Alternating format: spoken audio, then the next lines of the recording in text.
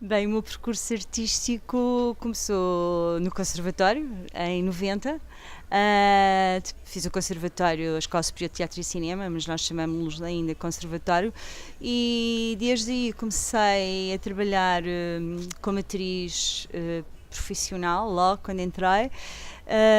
No Teatro da Garagem, fui fundadora do Teatro da Garagem até 93, depois saí em 93 e fundei o projeto teatral, do qual sou fundadora, co-fundadora com o João Rodrigues. E depois o meu percurso tem sido um percurso basicamente entre o teatro, a dança, as artes plásticas e outras matérias de investigação. Pronto, é assim um misto de. Não me considero propriamente assim num lugar ou numa categoria que possa dizer eu sou estritamente atriz ou sou uma intérprete. Eu tive sempre mais do lugar de um entendimento mais geral sobre a matéria artística, portanto interessa-me várias coisas, desde a investigação até ao fazer, à praxis, como intérprete, ou atriz, ou performer, até à encenação, até ao ensino, que também sou professora do ensino superior, tanto na Escola Superior de Teatro e Cinema como na Universidade do Minho, portanto desde 93 também. Portanto, é assim um misto de constituído por várias entradas, digamos assim, tanto mais académicas como mais artísticas, mas no fundo o que me interessa é trabalhar a matéria artística, neste caso específico, o teatro, como matéria artística.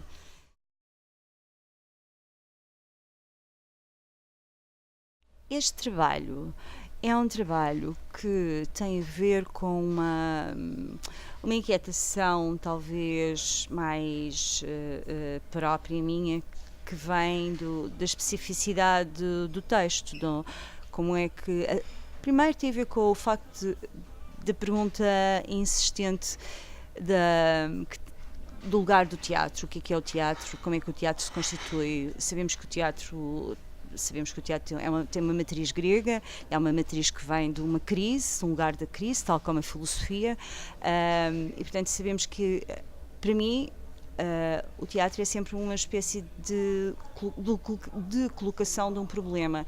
E o problema neste caso, deste trabalho específico da democracia, tem a ver com o facto de se colocar uma questão que é até que ponto a matéria literária, a matéria que constitui o dizer, que é a palavra, que vem de uma fonte que é literária, não especificamente dramática, que portanto ela não tem uma origem dramática, mas tem uma origem literária. Neste caso, aquilo que dizemos em cena vem da matéria literária, da literatura lato sensu, vem sobretudo das palavras da Agostina Bessa Luís. É uma adaptação de um guião que eu fiz, para além do bem e do mal, como diz o Nietzsche, sobre a Ronda da Noite, com mais 2 ou 3 textos de outros autores, e a trabalhar essa espécie de compreensão, ou tentativa de compreensão, de como é que essa matéria literária entra em conflito ou não, ou como é que ela se pode constituir como cena.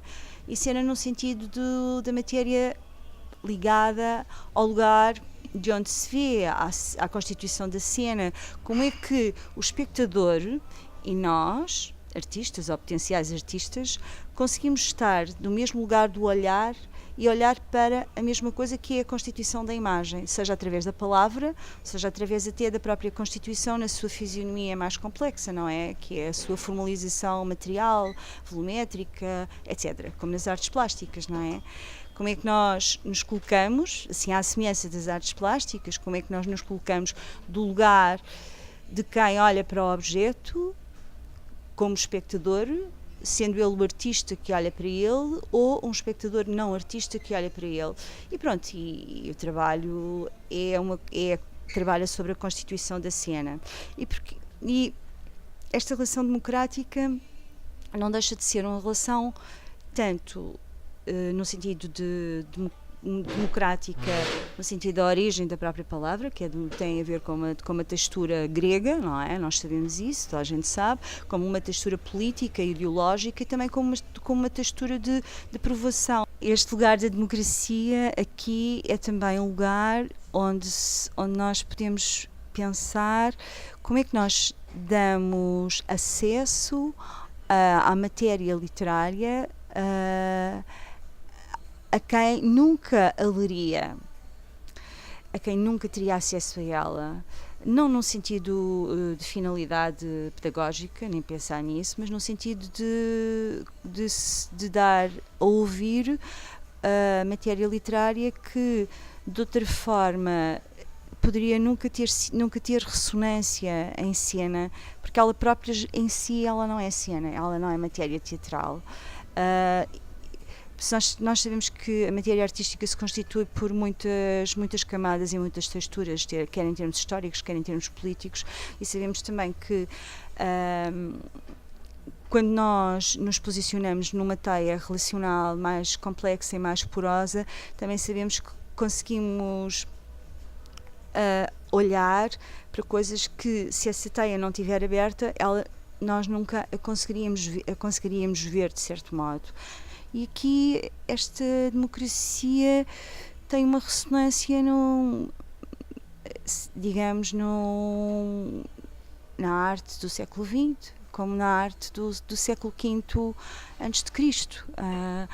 E isto porque a palavra é porosa e porque a palavra não está nunca localizada num sentido, porque se ela estivesse localizada num sentido, ela estaria fixa e cristalizada.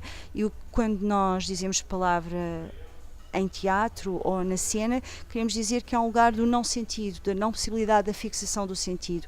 E isso é um lugar da abertura. E a democracia, em termos políticos e ideológicos, é talvez o mal menor que nós temos de nos constituirmos como indivíduos livres, tal como a palavra ser livre.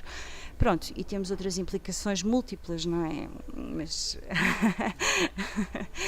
são muitas implicações que isto tem, até o próprio conflito do registro do lugar que nos é dado, que nos possibilita olhar para uma matéria que não é para teatro, deixa-nos uma dificuldade e um problema enorme. Então, como é que ela se constitui como teatro? E isto, de certa forma, tem a ver com um lugar que só a arte permite, que é um lugar do jogo, um lugar da liberdade, um lugar da reinvenção constante dos códigos, da gramática, etc. E esta nossa democracia é a democracia que nós pedimos neste momento. Neste caso, claro, na medida em que permite essa liberdade que a Maria acabou de falar, de expansão, de sentido. E neste caso, o que a Maria estava a falar, da propensão ao jogo e da montagem de uma matéria literária e desta nova criação de sentido, é sempre uma descoberta. Pronto. Não sei se a Maria quer falar da relação com... Quando nós dizemos esta expressão, até eu fui buscá-la depois ao Joseph Beuys. O Joseph Beuys tem um percurso muito interessante como um pensador determinante do século XX nas artes plásticas e nas artes performativas. Ele ficou preso na academia porque os alunos eram, não sei se sabem a história, se calhar não é muito interessante, mas pronto, ou se calhar é suficientemente interessante para perceber também que tem a ver com esse lugar de uma certa liberdade e afirmação, porque nós estamos num lugar de resistência aqui, nós estamos a falar, quando está a falar connosco, nós não estamos no lugar do teatro institucional, industrial, de um teatro que é feito com meios. Tudo aqui advém de uma certa cumplicidade entre nós e de um querer estar, que não é um estar que se pauta por uma razão nem industrial, do fazer, nem da produção de um espetáculo que tem meios, porque os meios aqui quase parcamente existem, os meios são os meios humanos, basicamente, e nós fazemos tudo, não é? E, portanto, aqui é um lugar, nós estamos a falar de um lugar de resistência. Os lugares de resistência são lugares que, se não forem tidos como liberdade, e se o divertido aqui é no sentido em que nós podemos olhar com distanciação crítica para o nosso próprio lugar, porque o nosso lugar está à beira do institucional, do estabelecido, da convenção. Nós podemos fazer a nossa própria convenção. E tal como o Joseph Beuys, quando na academia se fechou dentro da academia com uma série de alunos porque os números clausos impediam o acesso de jovens artistas à faculdade, à academia, e ele fechou-se lá dentro e depois houve uma espécie de micro-revolução porque os alunos... Quem nos diz a nós, no fundo o que estava ali em causa é quem nos diz a nós que alguém não pode ser artista. Isto tem a ver com a filosofia do Joseph Beuys, como é óbvio, não é? Mas o que aconteceu naquele momento foi um momento de ruptura e de pensamento que só a reivindicação de um lugar, de uma resistência, é que permite. E no fundo eu acho que o movimento, a possibilidade artística, quer em Portugal, quer noutro sítio, independentemente das condições que as pessoas têm para o fazer, depende única e estritamente do indivíduo, da maneira como o indivíduo olha e do sítio de onde está a olhar e para qual é a devolução desse olhar. E esse lugar aí é um lugar livre, é o único lugar livre. E esse lugar livre é o único que ainda pode ser criticamente divertido, se quiser. A diversão aqui não é uma diversão, é como o jogo, como as crianças jogam e imaginam determinadas, porque inventam um vocabulário. Aqui a diversão não é uma diversão fútil, gratuita, não é a diversão do carrossel, mas é a diversão que tem, a ironia que está ali no limite de nós próprios nos podemos rir até dos nossos... da maneira como nos posicionamos em relação às coisas. Eu muitas vezes rio-me em relação à maneira como o teatro institucional se coloca, devo dizer, de uma forma se calhar crítica, bastante crítica. Rio-me porque acho que é suficientemente imediato, que não é suficientemente complexo, que é baseado em clichês, que os clichês nem sequer se tornam interessantes porque nem sequer são bem feitos, porque nós temos acesso e já culturalmente já tivemos acesso a muitas coisas determinantes do século XX, como as artes plásticas, como o pensamento de toda a arte moderna, que trouxe muita coisa que a maior parte das vezes dos nossos artistas, dos pares, parece que nunca viram, não sabem, desconhecem.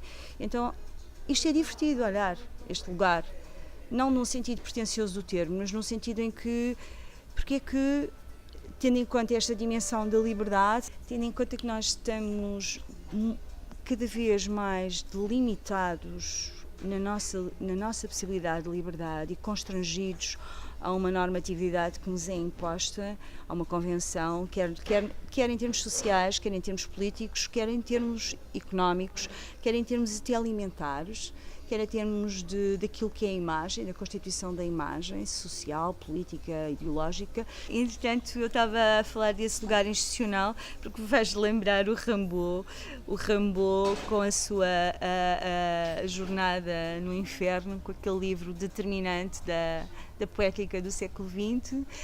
Diz de uma forma muito simples e muito poética, se calhar é mais simplificado fazer uma espécie de citação, que é: um dia achou a beleza demasiadamente amarga e sentou-a no seu colo e injuriou-a. Porque a beleza, como uma convenção recebida, como uma convenção institucional, não era para ele suficientemente desafiante nem interessante. E depois, no final do livro, da Jornada no Inferno, diz ele, 40 páginas mais tarde, consegui reaprender o que era a beleza. E nós estamos sempre nesse lugar que só a nossa liberdade é que nos permite, de certa forma, lidar com a beleza e com esse lugar do inefável. E aqui a arte, se não tivermos essa pequena abertura para o inefável, não temos beleza. E realmente o que existe institucionalmente, o que existe agora como marca de uma constituição da matéria teatral, por exemplo, tem muito pouco a ver com a beleza, tem muito mais a ver com o modos de produção, com uma indústria. As pessoas não estão muito sensibilizadas, estão sensibilizadas para imagens que se constituem como matérias que estão imediatamente ligadas à imagem da televisão, ou até do cinema mais comercial, ou até da imagem mais banal. Portanto, há um imediatismo constante e reincidente. Isso para mim não é muito interessante. Eu nunca foi. Eu prefiro colocar-me perante os problemas, e acho que tenho essa liberdade, e acho que felizmente tenho essa liberdade, porque felizmente constituí-me ao longo, como perguntou no início como é que eu comecei, desde o início que me coloquei num lugar de uma certa resistência, e considero-me resistente nesse sentido. Isto, neste trabalho, na democracia, como noutro qualquer, acho que sempre foi assim, como no caso do projeto teatral, como noutros trabalhos, até como quando sou intérprete de alguém, também me considero uma resistente nesse sentido. Não me interessa mais outras coisas, outras matérias, interessa-me as texturas, as camadas das coisas. E a democracia, como sabe, tem essa possibilidade, que é uma possibilidade de ver várias camadas, não é? Que ela é constituída por direitos, por deveres, por respeito, por liberdade, por sentido crítico, por autonomia, por singularidade, individualização do ser e não só do estar. Tudo isso está ali. E a Agostina Bessa Luís, na Ronda da Noite, constitui esse pensamento, sendo em português, que não obedece a tradução, também é uma questão muito delicada e muito importante, de um texto, que nós temos acesso à nossa língua, que nos constitui como seres, não é? Como seres pensantes, não é? Basicamente, eu sou portuguesa, portanto, não quer dizer que não saiba falar outras línguas, mas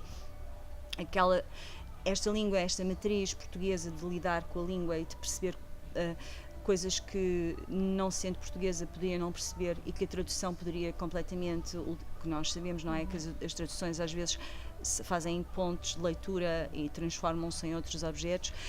O facto da Agostina se constituir também como uma das escritoras que eu acho muito importantes e determinantes do nosso romance e do nosso modos de olhar, ela própria nos permite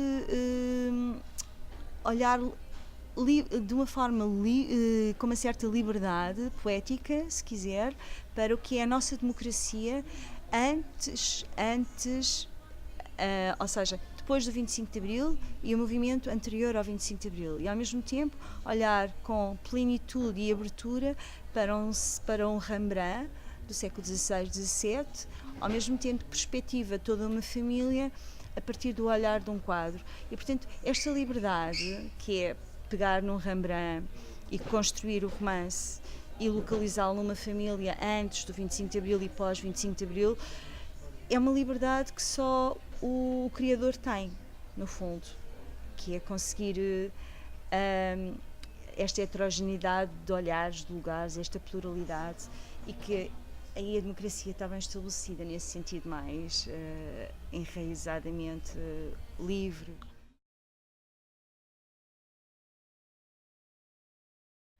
Sim, claro. Acho que agora é um trabalho que continua. Nós vamos ter esta apresentação no Palácio da Independência, agora de 12 a 18, mas acho que é um trabalho que vai continuar, obviamente, que não vai acabar aqui. Nós estamos a trabalhar nele já há muito tempo, desde a Maria, já há mais tempo, antes deste ano. Nós, juntamente com os atores, desde janeiro. Portanto, é um trabalho que está sempre em amadurecimento e, portanto, que pede uma continuidade mesmo nesse amadurecimento. Pronto, portanto, sim, é o nosso plano continuar a elevá-lo a mais sítios, mesmo fora dos centros, para haver também uma expansão desta ideia da língua e desta relação com o texto a diversos tipos de públicos. Como é que vai o teatro? O teatro vai como vai a nossa sociedade, não é? Como é que vai a nossa sociedade? Não quer o teatro só é matéria artística, só é arte quando está fora, penso eu, ou pelo menos, não sei, sempre pensei, quando está fora do lugar do institucional, da convenção. Sendo que a nossa sociedade atualmente é determinante, tanto nos meios como no olhar, acho que o teatro quase que... Sabe que eu acho que o teatro não existe atualmente mesmo. A matriz teatral acho que não existe. Acho que existem coisas muito reduzidas. Aquilo que nós vemos são espetáculos. Os espetáculos, mesmo que digam que são espetáculos teatrais, são espetáculos que têm a ver com aquilo que o autor considera que é o espetáculo. Há uma ideia de que o teatro tem a ver com a autoria, com alguém que se autodetermina, quer através da escrita, quer através da mise en place, quer através até do acting. E não me parece que o teatro tenha a ver com isso. O teatro, para mim, enquanto objeto artístico, enquanto matéria artística, o teatro tem a ver com reflexão, com pensamento, seja ele com atores, seja ele sem atores, seja ele com atores também, mas seja ele também não tem atores, porque se pensar na estrutura grega do fazer, o que é que acontecia? Eles punham umas máscaras e a voz presentificava qualquer coisa que tinha a ver com uma constituição da própria sociedade. Nós aqui estamos num lugar um bocado sui generis, que é o que o teatro faz, a não ser uma matéria industrial, construir uma matéria industrial de repetição constante. Porque se pensar, o que está a acontecer é alguém que formula um arquétipo e o arquétipo é seguido como qualquer coisa que se constitui como o lugar da cópia constante. E a arte não tem a ver com isso. O teatro, enquanto forma artística, enquanto pretensão artística, não pode ter a ver com isso, não é arte. É uma indústria como outra qualquer. E eu acho que há mais indústria do que há arte. Mas eu posso dizer muitas coisas sobre isto, porque quando me sento como espectadora, eu gosto de ser... Eu sou uma espectadora já há muitos anos, não é? Tanto de teatro como de cinema, como de outras matérias, como leitora, etc, etc. Portanto, sou uma espectadora relativamente, entre aspas, informada. Quando me sento, a primeira coisa que eu vejo quando me sento é a banalidade, é imediatismo, é clichês, é a repetição dos arquétipos que sobreviveram, e é muito pouco a colocação de um problema. E o teatro, tal como qualquer forma de pensamento e enquanto matéria artística, tem que ter pensamento. Não há forma que não tenha pensamento.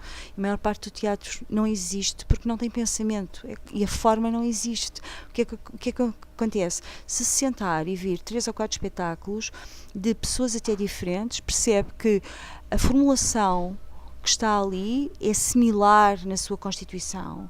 Então pergunto, então se é similar, o que é que a torna repetida e o que é que a torna diferente? A única coisa que eu penso, uma das coisas que eu penso que a pode tornar diferente é exatamente o pensamento, a questão que está inserida naquela forma, porque não há forma que não tenha pensamento, senão não existe nada, não é? Nós sabemos isso, não é? Porque não tem substância, não tem matéria, não existe. Agora, nós podemos fazer coisas mais interessantes, menos interessantes, mais poéticas, menos poéticas, mais rudes, mais perfeita, ou não é perfeitas, mas pelo menos uma tentativa um bocadinho mais acabada. Mas o problema é que quando se está a trabalhar intensamente nas matérias artísticas, é como os artistas plásticos. Aqui para mim é muito claro que eles não partem de novo, eles continuam, nunca há uma continuação. O desenho, por exemplo, não é? O desenho, onde acabou o desenho é onde começa o desenho. Agora, eu não entendo, por exemplo, no caso do teatro, porque é que o teatro não acaba exatamente no sítio onde não começa, no sítio onde acabou, e onde acaba no sítio exatamente onde começou, porque senão o que é que nós fazemos? Como é que nós nos constituímos como artistas, eventualmente, ou como potenciais artistas?